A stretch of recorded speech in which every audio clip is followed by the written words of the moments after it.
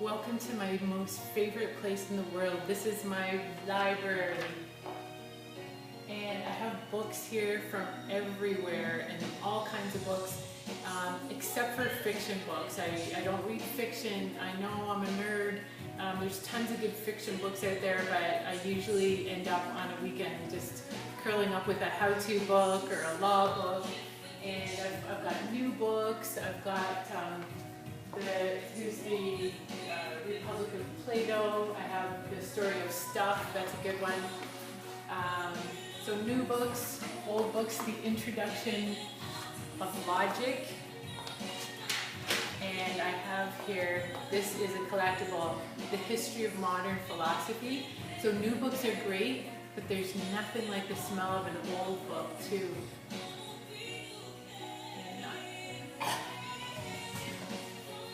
So, Marshall, I thought I had really good news for you today, and it went something like this. In my younger and more vulnerable years, my father gave me some advice that I've been turning over in my mind ever since. Whenever you feel like criticizing anyone, he told me, just remember that all the people in this world haven't had the advantages that you've had. So I'm sure you're going to recognize that as the first couple of paragraphs of The Great Gatsby. How can I be reading that? Isn't it copyright? So I was hoping to tell you about good news and about the books in public domain, but then I did a little bit of further research and I realized y'all in the US are having a hard time with that because you have different copyright rules than we do in Canada. Us Canucks up here, the rule in Canada is that copyright goes from the death of the author plus 50 years. So anyone who has died in the 50 years has passed, that's free domain. So I can talk about that, I can copy it, anything I want with it. But in the US, you have the extension of the Copyright Act. So it's taken things up to 70 years and even further. So obviously I can't give legal advice in the US, but that really sucks right now to be an American as far as copyright law. I know in most other aspects it's awesome. So most internet marketers would tell a lawyer not to be standing in front of a bookcase to do their marketing because it makes them look like a fuddy-duddy. So at risk of appearing like a fuddy-duddy, I just wanted to welcome you into my library because it's one of the nearest and dearest places to my heart. And I wanted to tell you about what I'm doing in the course.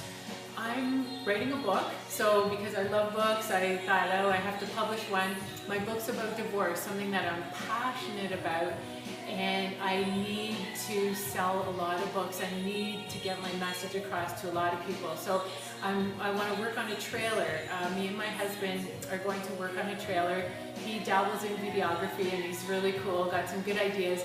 But I don't have a creative bone in my body. So Marshall, when I see your stuff, I gotta tell you, it's inspirational. And maybe creativity, it doesn't have to be something that you're born with. Maybe I don't know, if I hang with you long enough, maybe a little bit of it will rub off. And so as far as me, I have always been comfortable in the limelight. I was one of those obnoxious kids that would be like, no, over here, me. So, and then as in my adult career as a lawyer, I guess I can be a little bit of a know-it-all. So it's a little bit of a risk, you know, like all those people whine, oh, I can't get up in front of people, I'm so scared. Well, there's a downside to being, you know, the one who, yeah, no problem. I really have to hold that in check sometimes, that enthusiasm, but let me tell you, once you get comfortable in front of people, it's like drugs. It's just, you can't get enough. And if I have any addictions, that would be it. It would be getting on a stage in front of a lot of people and just taking it all in and, you know, standing ovations. I'm working on that. So anyways, I feel like I'm going on and on. Thank you so much for coming to listen to me, and I look forward to talking with everyone on the Facebook group. Take care.